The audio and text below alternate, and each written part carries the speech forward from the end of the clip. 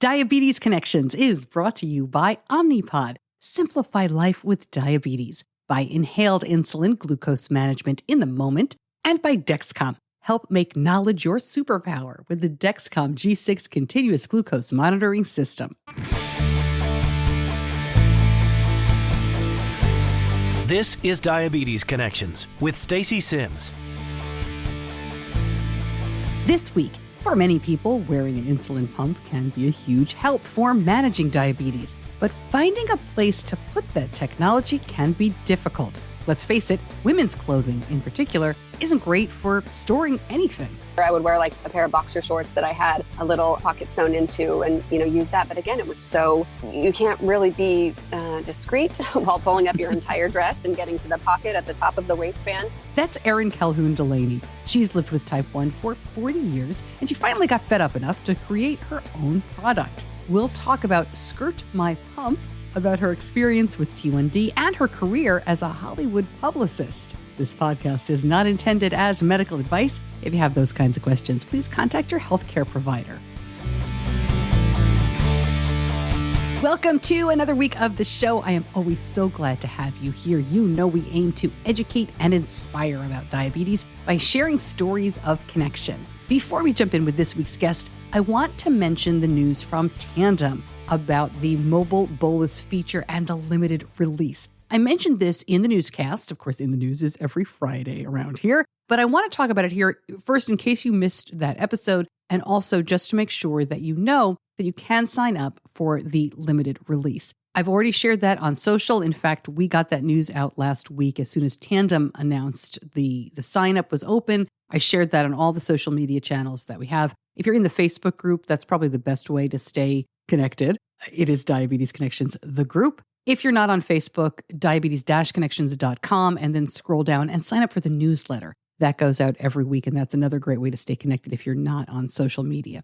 All of that to say, you can sign up for the limited release. They're calling it a limited launch. That's probably the language I should use too. They are looking for participants for the limited launch, they say on the website, calling the Tandem family. If you would like to participate, please complete these forms. So what is mobile Bolus, which I always call Bolus by phone? This means that you can bolus, you can use your smartphone to control the Tandem X2 pump. It has to have the Control IQ software, and this is not full control. This is not something that you can use to do everything with the pump right now. It is bolus only. You can see pump data, including basal, bolus events, pump and sensor status, insulin on board, carbs, and all the settings. It will also show you alerts and alarms. You can't clear the alerts and alarms on your smartphone. You have to use the pump for that, but as soon as you clear them on the pump, they say it will be cleared from your phone as well. Lot of questions on this. I have reached out to Tandem. I'm sure they're going to come on and share a lot more.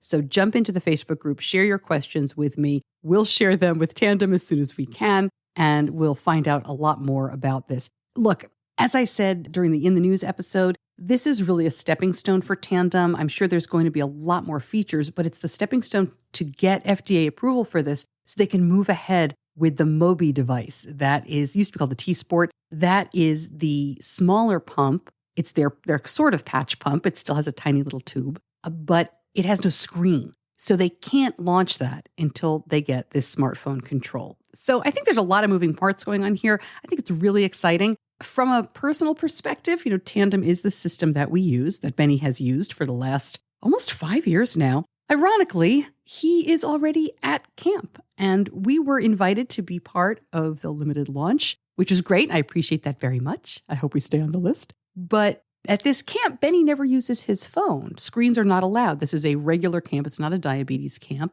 And, no problem. His Dexcom and Tandem pump communicate, and it displays the Dexcom numbers, so he doesn't even need to carry the receiver. He hasn't carried that for years. And it's worked really well for us. He's gone for 8 weeks this summer. So I asked him if he wanted to think about maybe doing the update and seeing if we could get the smartphone allowed, for him to be carrying it around at camp. I was kind of half-hearted because I thought that was kind of a bad idea. But he's 17, and I wanted to let him know it was a possibility. He said, no way, right? I mean, he didn't want to schlep his phone around when nobody else had their phone. It's wet, it's hot, there's sand. He just didn't feel like he needed it. And plus, doing this update, you have to do a software update. It might have been a little difficult at camp. I'm sure he could have done it in the infirmary and they would have helped him. but easier to wait until he came home. So I will not be able to comment on the system until at least August. So if you are already using it, please let me know. I would love to talk to people who are in the limited launch. Reach out. We'll do an episode maybe in a couple of weeks. Maybe we can get enough people to do a little bit of a roundtable and talk about how Bolus by phone is working for you. But again, I'm sure I'll talk to Tandem before that and we'll get all of your questions answered. And remember, if you want to sign up to be part of the limited launch, go to diabetes-connections.com and click on this episode. There are show notes and information for every episode over on the homepage. All right, my guest this week was diagnosed with type 1 when she was 6. And as you heard, she was tired of finding places to put her pump. So Erin Calhoun-Dulaney invented what she calls Skirt My Pump. Now, I don't like this show to be just about product placement, but I really loved Erin's story, and that's why I wanted to have her on. She has lived with type 1 for 40 years. Her career before Skirt My Pump, which is basically a slip with a patented pocket. It's very cool stuff. But her career before this was in publicity, including time spent in Hollywood. And it was really fun to talk to her about all of that. If you're going to Friends for Life, you can see Erin there. That conference is coming up in July. Oh my gosh, it's coming up so fast. I'll be there too. And I'm looking forward to meeting Erin and many of you in person. All right, that is coming up in just a moment. But first, Diabetes Connections is brought to you by Afrezza. And since starting this podcast, one of the highest interest topics has been Afrezza inhalable insulin. I'm so excited to partner with them to tell you more. Afrezza is an ultra-rapid acting mealtime insulin. You breathe it in using an oral inhaler. Once inhaled, Afrezza passes quickly through your lungs and enters your bloodstream in less than a minute and may start reducing blood sugars within about 12 minutes. Find out more and see if Afrezza is right for you. Go to diabetes-connections.com and click on the Afrezza logo. Afrezza can cause serious side effects, including sudden lung problems and low potassium, and is not for patients with chronic lung disease such as asthma or COPD, or for patients allergic to insulin. Tell your doctor if you ever smoked, have ever had kidney or liver problems, a history of lung cancer, or if you are pregnant or breastfeeding. Most common side effects are low blood sugar, cough, and sore throat. Severe low blood sugar can be fatal. Do not replace long-acting insulin with Afrezza. Afrezza is not for use to treat diabetic ketoacidosis. Please see full prescribing information, including boxed warning, medication guide, and instructions for use on afrezza.com/safety.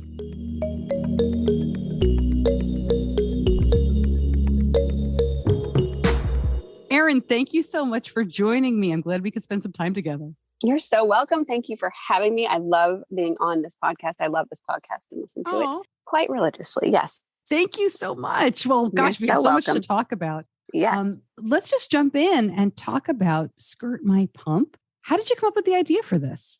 Oh, please, let's do. I came up with the idea after living with a pump, being a pumper for a few years. I can't remember exactly the amount of years, but I just remember for so many years feeling like I'm like MacGyver or something. I have to all right, am I going to tape my pump to my leg? Am I going to, shove it in my bra again? And then how do I take it out discreetly? Am I going to have to go to the bathroom every time I need to, bolus? And it really frustrated me that there's so many incredible advancements in the delivery of insulin, but there's really no clothing to accommodate, or there wasn't at the time when I came up with the idea for the Skirt My Pump. So in 2016, I started my first kind of prototype slip. I created a slip with just a real long pocket. So the pump would land in the hole in the thighs, in between our thighs. Right. So that when you walk or when you sit down, there was kind of a place for the pump to lay down and kind of be a little bit discreet. Not that I'm trying to hide my pump from anyone, but just to make it a little bit less of a thing and not look like we are women trying to be men, if you know what I mean.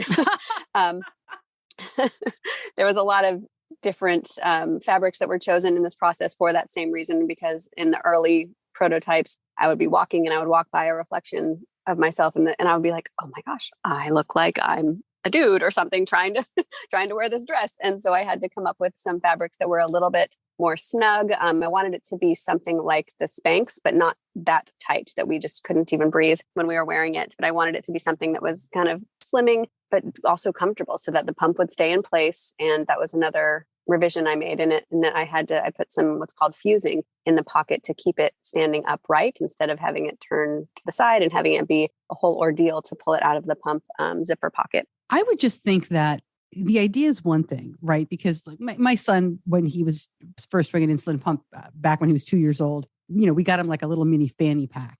And for a kid, That's fine, right? The idea has been around forever. You're going to put something other than a pocket to hold your pump. But what is it like, forget diabetes, what is it like to try to get a piece of clothing like that to market? I think it must be so difficult. I imagine like you were sewing it yourself first But what happens from there? Well, I'm not a seamstress. I'm not in the fashion industry at all. So I really had no idea what I was doing. And I'm a big believer in the power of just believing and knowing that something is going to come and help you if you just keep visualizing and keep, you can call it whatever you want, meditating. And literally I went to, I don't even know what, it was some finance expo or so in the middle of the conference, there was like a little intermission. Started a talk with the person next to me, and somehow she mentioned that she was in fashion and this is what she was doing, da, da, da. And she suggested a couple of manufacturers in downtown LA that she likes and uses. And that's how I started. I went to these manufacturers and I said, hey, here's my idea. It's patent pending. I was worried about someone stealing my idea and running with it. So I made sure I filed that first and foremost before I took it to anywhere. And they helped me come up with every revision of it. And because I actually first created the slip with the zippers on the inside of the slip. And when I got it back from the manufacturers, I was like, oh, no, this does not work at all. I'm so sorry. I didn't explain this to you properly, but the zipper is supposed to be on the outside of the pocket to make it easier for the person to get to their pump. And they were like, oh, okay, yeah, that makes sense. But it's such a trial and error in wearing it and actually using it and figuring out what was the best use kind of practices for a slip like this. We're going to talk more about it and, about your story, but I'm just curious. Do you think not knowing anything about the fashion industry may have helped you get this product out there? I definitely do, because I feel like when you know too much about certain industries, it scares you. It's a little bit daunting. And I definitely was fine being the newbie in the room and being like, hey, listen, I don't know what's going on. How about you help me? Would you explain this process to me? And that's how I've been with every part of the process with the patenting. And again, I had been searching for patent lawyers for years, trying to figure this out. One magical day, a friend of mine reached out and I found out that he lived in San Diego. This is someone that I went to high school with. And he was like, oh, you should bring your kids over. We'll have dinner together. So we did. And I was like, well, what are you doing these days? And he's like, oh, I'm a patent attorney. I was like, universe, thank you. So he's my patent attorney. So what has the reaction been? I mean, when I first saw this, I had two thoughts kind of the same time. The first was, that is such a great idea. And the second one is, do people wear slips? That's, those are things that also kind of ran through my mind, because I certainly never wore a slip before I had this either. I would wear like a pair of boxer shorts that I had a little pocket sewn into and, use that. But again, it was so, you can't really be discreet while pulling up your entire dress and getting to the pocket at the top of the waistband. So I have since completely embraced the slip lifestyle, because it just has made my life so much easier in weather that I can wear easy skirts and dresses. I'm one of those people, again, I wish that I was more fashion forward. I wish I try so hard to put together cute outfits and pants and sweaters. I can't do it. When it's the summertime and there are sundresses, oh my gosh, that is my season of glowing and showing up and being feeling so confident in myself. Because all I had to do was pick one thing out of the closet, throw it on. And now that I have the skirt, my pump slip, it just makes it that much easier, because I couldn't wear sundresses before. I would have to wear, like I said, those boxer shorts or clip it to the front or the back. And then it's almost impossible to get to. And you have to, take it off or reach into your, kind of bra area to get it. And I just can't believe how much I've embraced the slip lifestyle now. All right. So let's talk about diabetes, because you said you've had a pump for a couple of years, but you lived with diabetes for a long time. Were you diagnosed as a child? I was diagnosed at 6 years old. Yes. Do you remember it? I remember. It was interesting. I was listening to your podcast with the lady who was talking about getting older and being diabetic. And I really resonated with a lot of things that she was saying. I was also, the first place we went to was the Joslin Center in Boston. And I have very similar experiences as her. I just found it very cold and we didn't like it very much. But it was a good kind of introduction as to, okay, like this is what diabetes is. This is kind of what your treatment is going to look like. And like she said, when I was diagnosed, there was no such thing as finger pricks like this. That was a whole unheard of idea. I remember being traumatized by the fact that I had to pee in this little, like they called it a hat that you put in your toilet, and you had to pee in there and then like dip a dipstick in there and put the colors up, same way that you do with keto strips now. But that was the only way to test your blood sugar. And just to see the advancements, oh my gosh, like that, it just makes me so grateful to live in this time. Growing up though, you were 6 years old, you were so young. Do you remember how your parents handled it? Were they very fearful for you? Did they tell you, you can do anything? Anything you want to share about growing up with it? Yes, I don't remember too many details about it. I do. My father was a an MD. He was an ophthalmologist. So fortunately, we did have kind of that into that world. And my mother was and still is a complete and total worrywart. So she, as soon as I started losing weight and as soon as they noticed I was just eating like crazy and drinking like crazy, my mom was like, there's something wrong. There's something wrong. There's something wrong. We have to get her in. And so my dad was like, all right, let's do this. And I remember being in the hospital. And then I don't really remember much after that, but I do remember then traveling to Boston. I grew up in Arizona. So I remember traveling to Boston, having that experience, coming back. And then my mom really researching other places that would kind of be our home for endocrinology care. And she came upon the Barbara Davis Center. And it was somewhere that I went, even though I lived in Arizona, we went probably twice a year to see their staff. And they were incredible. They were a real source of inspiration and just assistance in knowing everything was going to be okay. And you've got this and we're here for you. We're the experts. You can learn from us, lean on us. It was just a clinic for children. That was a great part of, what they stand for and who they are. One of the things that really stood out when I was, researching you and we were talking about doing an episode together, I was really interested to hear about your career, what you had done. You don't do this anymore, but you were a publicist. And there's a lot of Correct. photos that you have of like Hollywood people. Tell us about that. Right back to Erin, but first, Diabetes Connections is brought to you by Omnipod. And I remember years ago when Benny first started on the Animas insulin pump, an upgrade came out. And we had to wait years to be eligible for it because of insurance requirements. How frustrating is that? I am so glad things are changing. For example, the Omnipod Promise takes those worries away. With the Omnipod Promise, you can upgrade to Omnipod 5 as soon as it's available to you and covered by insurance, all for no additional upfront cost. Omnipod is available through the pharmacy, which means you won't be tied to a long-term contract and you're free to upgrade at any time. Not to mention, you can pick up your pods right where you pick up your insulin. Go to diabetes-connections.com and click on the Omnipod logo. For full safety risk information and Omnipod Promise terms and conditions, also visit omnipod.com/diabetesconnections. Now back to Erin talking about how she got involved in public relations in Hollywood.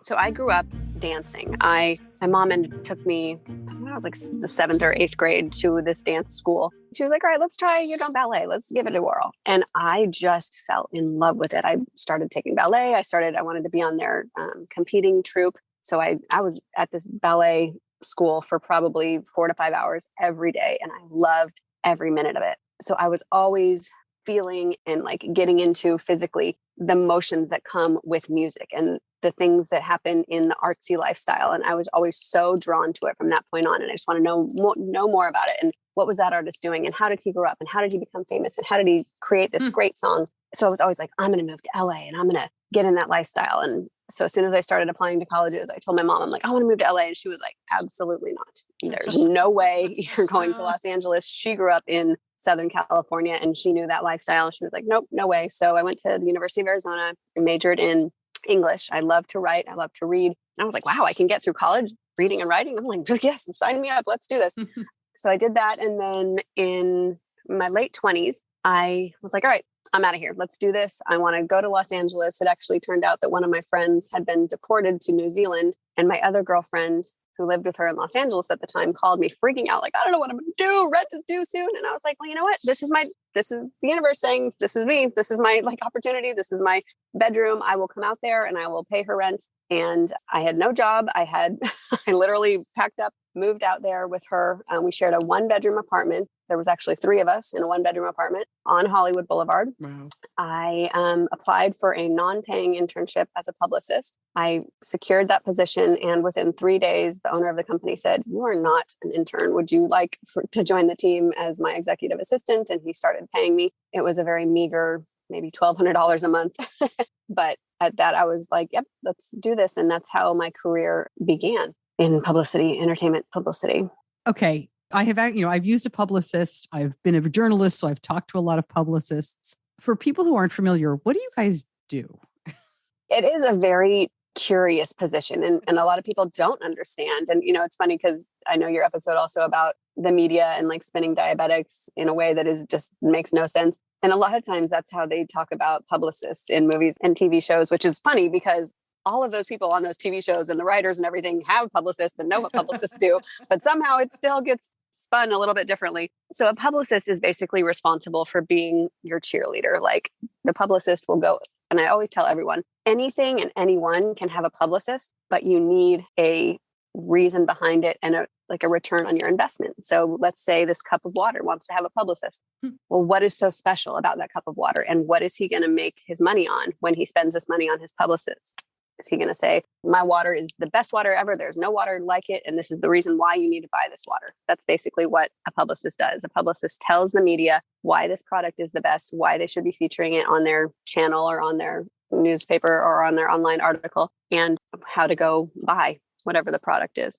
Did you work on any really interesting campaigns or anything that you can tell us? One of my, again, wanting to come to Los Angeles and work around entertainment, I really always wanted to be at award shows. And I think that was because I grew up as a dancer, competing and performing in recitals and competitions and stuff. And I knew how it was to, tear your clothes off and then put on this other outfit and change your hair and get on stage and go and do it again. So I used to go, I was able to figure out a way to work at these award shows. I used to work at the Golden Globes, the Billboard Music Awards, the Academy of Country Music Awards. And it was just the same feeling. I'm even getting chills right now talking about it. It was the same feeling I had as a dancer and doing these competitions, like the excitement and the anticipation. And especially when it was a live show, which a lot of them were.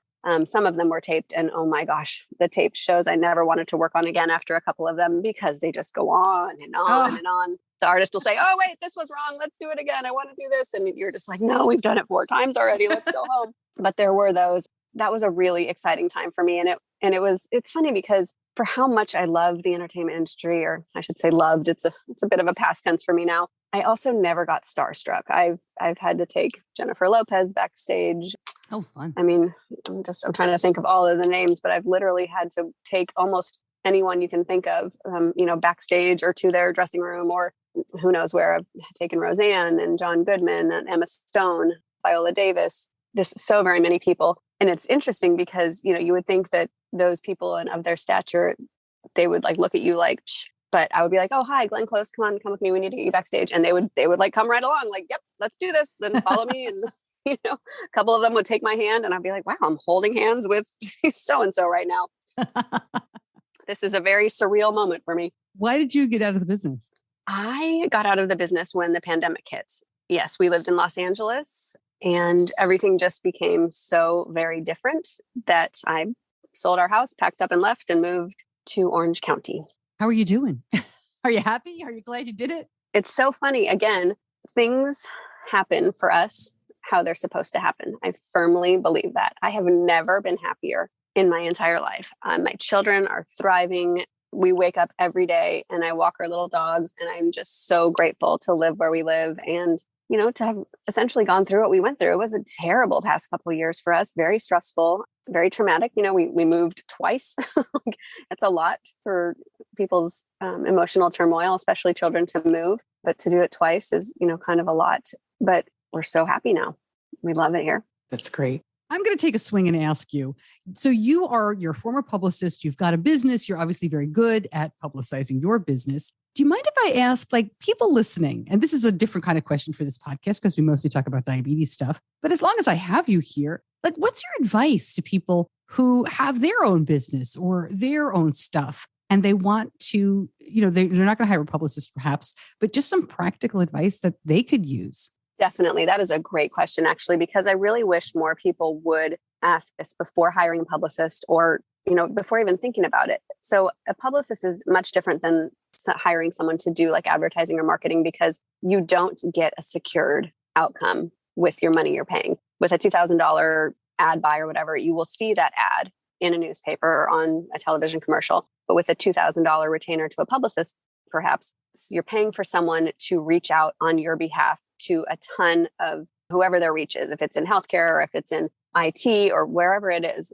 you hire someone who specializes in that particular industry, whatever industry your company is or your business is. And their job, I kind of liken it to being like a lawyer. Just because a lawyer doesn't win a case doesn't mean they didn't work hard in court to fight for you. You still have to pay your lawyer if you didn't win, but right. And that's kind of the same thing with publicity. As a publicist, I don't make the shots on what gets printed or what goes on the air. That's my job to try and get the person's company or service on the air, but it's not my job to actually get it on the air. That's up to, I'll give you an example. I represented a wonderful artist by the name of Mindy McCready. She was a country singer. She has since passed away, sadly, but I think she was coming out with a record. So she was doing a promotional tour and she was going to be in Orlando, Florida when I was representing her. And that was a big deal for us. Like, hey, Orlando media, we're going to let you know that Mindy's going to be here and here's the place that she's going to be and here's why she's going to be there. This is the things that she's going to do. I think she had a meet and greet for an hour and people could take pictures with her. People could buy her CD. The night before she was due to be in Orlando and the night before all of this press was supposed to come out about Mindy, Anna Nicole Smith died. The entire entertainment world could care less about Mindy McCready because they were reporting on Anna Nicole Smith. Those are the difficulties of being a publicist, is that sometimes you just can't control what the news wants to talk about. I was in a newsroom. I spent most of my career in TV and radio news. And I'll never forget, this was quite on that same scale, but a college professor of mine who now is, this is a long time ago, he is a well-known speaker on entertainment and TV and pop culture. He was sitting in the newsroom waiting to do a live shot with the Today Show. It was like the first time he had done anything national to talk about the finale of Seinfeld. And Frank Sinatra died. So he never got on the Today Show. Yep. And that's, the Today Show to get there, like, that's like the pinnacle of, a publicist's job at getting someone on there. Oh, that's so sad. Yeah. About Frank and about your friend. Oh, he did just fine. But, and I'm as I'm telling this story, I'm thinking, can that be possible? Was it Frank Sinatra who died? Like, am I that old? It was 1994, 95. So yeah, I guess that's right. Sounds about right. It does. My gosh. Yeah. I know, right? Tell me about it.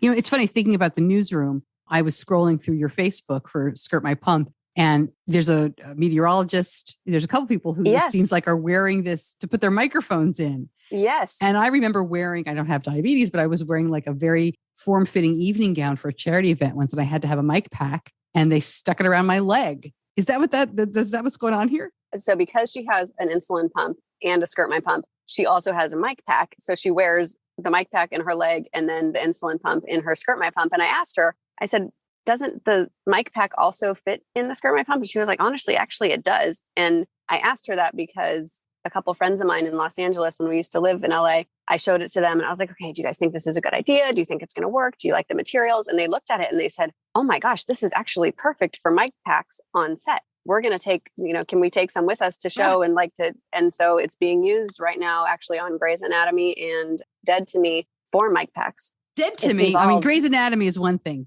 long running hit show. Dead to Me. Talk to me about your connection there. My friends in LA, they do the wardrobe. It's crazy. Want behind the scenes stuff. I love that. I know. Show. I do too. I cannot wait for it to come out. So we won't see it. I'm stuttering around because we're not going to see it on the show, obviously. Correct. But are the main characters wearing it? I don't know who on set is wearing it, but I know that it's being used. So it's exciting to me nonetheless. I know. And it's interesting. Again, I would have never thought it to be something used for anything else but an insulin pump. But I'm also finding that a lot of other people with medical devices are using it for that as well. I know a couple people who have stimulators for their spine. They don't want to have to keep it. Like if they're taking a small clutch or something with them out to dinner, they're using the Skirt My Pump to hold that because they just need to, use it a couple times whenever. I don't really understand how that technology works, but when they need to stimulate their spine, whatever they've had done, they'll do that.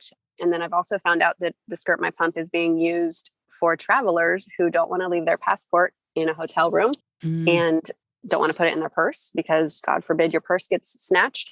Your passport is still on you. All right. So give us more of a pitch here. Is it one size fits all? Is it adjustable? Tell me, give me the pitch of the product. So the Skirt My Pump is available in 6 sizes and in 2 colors. And what's pretty innovative about it, if I don't toot my own horn, is that it actually, the hemline is adjustable. So you can, I had it manufactured so that there are buttons around the bottom of the hemline and you don't feel them when you're not using them. And then there's elastic loops that you put the buttons into and you make it that much shorter. Because sometimes I wear some pretty short skirts and dresses and I wanted to be able to utilize the Skirt My Pump. So you can do that and then you can take it right back down when you have a longer skirt or dress. Oh, that's interesting. So it's adjustable. You don't have to buy 2, short, long. It's just one. Exactly. It's just one. When is your diversity? Like when are you 40 years? It's funny you would ask that because I was thinking of that when I was listening to the lady who was talking about having it almost 60 years. Yeah.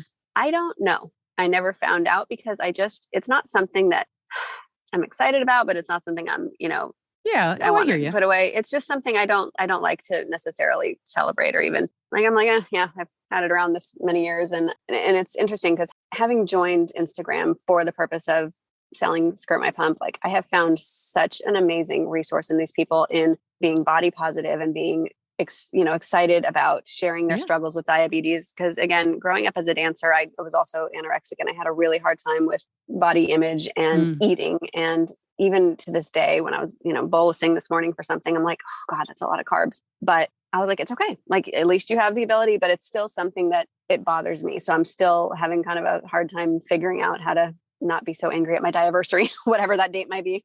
Knowing that you've lived with type 1 for almost 40 years now. It's so crazy because I'm only 28 years old. It's amazing how that happens. I always feel bad when I'm asking people, I'm like, tell me the exact numbers of your life.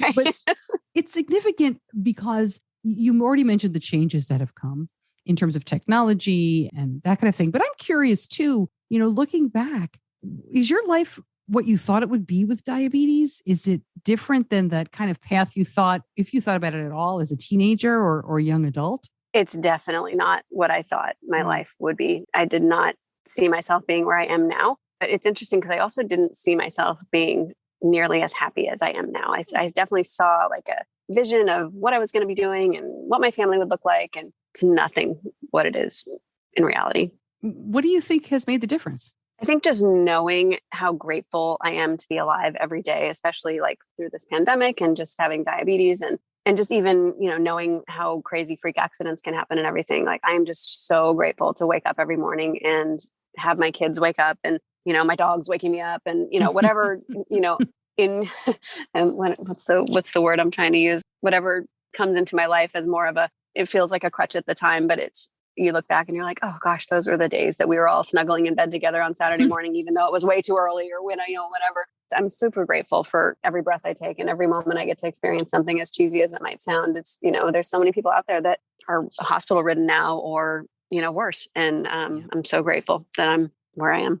I meant to ask earlier, what do your kids make of diabetes? I mean, obviously now they're tweens, so they get it. But what was it like, when they were little? Did you have to kind of educate them? I didn't really have to educate them. So, well, and that's interesting how you say, was your life anything of what you imagined it? Because I did imagine being pregnant and having baby showers and having a newborn baby at home. And that's not something that ended up being the case for me. I was never able to get pregnant. I think it was more because of my ex-husband than me, but I digress. I also didn't necessarily want that.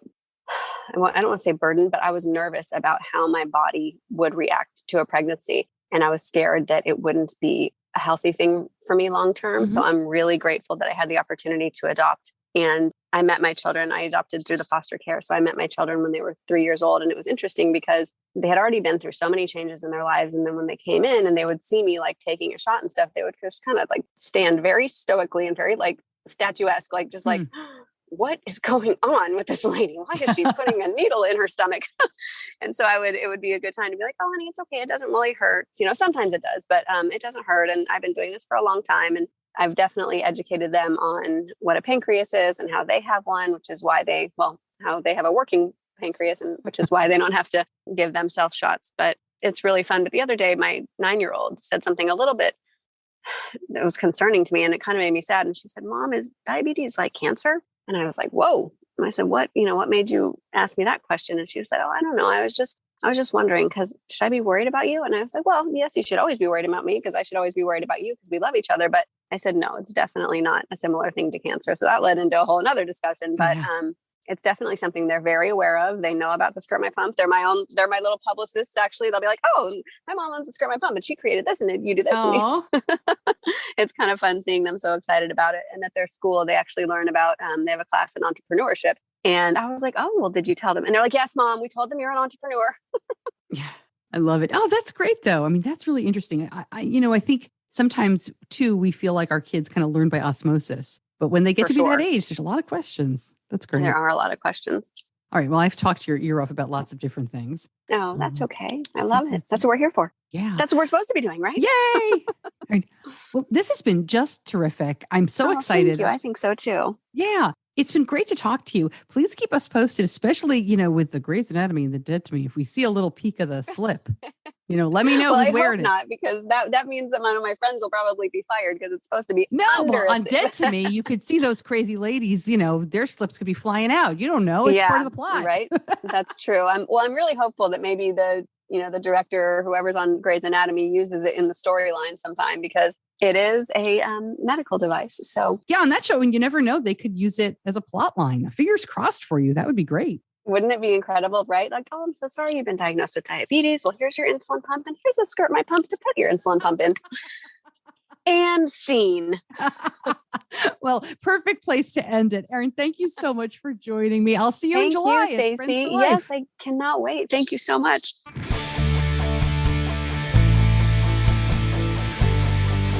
You're listening to Diabetes Connections with Stacey Sims. More information about Skirt My Pump and everything you heard here over at diabetes-connections.com. I am looking forward to going to Friends for Life and hopefully meeting Erin there and maybe meeting some of you. It's the first time this conference has been at full capacity and in person since 2019. Last year they were able to have it, but it was much smaller. So I'm so excited. I keep hearing it's going to be bigger than ever. And there's so many new people. Something like 40% of attendees are first timers. I'm really looking forward to it. And I hope you follow on social. I'm going to be doing some fun stuff from there as well. And I do have an announcement coming up about the book that I'm kind of saving for Friends for Life, but I'll tell you here. But first, Diabetes Connections is brought to you by Dexcom. And if you're a veteran, the Dexcom G6 continuous glucose monitoring system is now available at VA pharmacies in the U.S. Qualified veterans with type 1 and type 2 diabetes may be covered. Picking your Dexcom supplies up at the pharmacy may save you a lot of time, too. Connect with your doctor for more information. Dexcom even has a discussion guide you can bring with you. Get that guide. Find out more about eligibility at dexcom.com/veterans. All right, I know not everybody listens to the end of the show, but there are a bunch of you who do. So this is for you. I'm going to announce this at Friends for Life. I'll probably say something in next week's show too. But as you listen, fingers and toes crossed, I should be done with the second book, with the world's worst diabetes mom. Number 2, that is not the title of it. My original deadline was supposed to be the end of May. If you recall, I was having I had an allergic reaction. So I was going to say health issues, but that just sounds really dramatic. But I had an allergic reaction to some medication, and it just threw me for a loop for 2 weeks. So I did ask for an extension, and I got it. And thank goodness, because I hate to miss deadlines. That bothers me so much. So as I'm taping, I am finishing up. But as you're listening, I have finished. The deadline has passed, and my editor has the book. So unless anything bananas happens, and you know what? You never know, but I'm putting it out there anyway, it is done. And I am so excited. I feel like, if I didn't have anything new to say, I wouldn't have done this. But I feel like I did have a lot more to say. Benny is a lot older. I was going to say we're at the finish line, but you never really were at the finish line of parenting. But, he's got one more year at home before he goes away to college. So we really are done with the kiddo part, with the childhood part, which kills me to say out loud. But in terms of diabetes, I don't feel like we know everything, but I feel like we have been through so much more now even than the first book that there's a lot more for me to share. So in the next 2 weeks, I'm going to be revealing the actual name of the book. I will also be revealing the cover, and I will be revealing the price, because we are going to do pre-orders beginning at Friends for Life. So thanks for sticking around and sharing in my excitement. I know that many of you are not parents of children with type 1, and that's okay. I appreciate your support. So many of you shared the first book with people that you felt could really use it. Many of you read it and shared it with your parents, which I thought was very, very cool, because times have changed a lot, but a lot of the issues have not. So thanks as always for your support. All right, thanks to my editor, John Buchanan from Audio Editing Solutions. Thank you so much for listening. I'm Stacey Sims. I'll see you back here soon. Until then, be kind to yourself.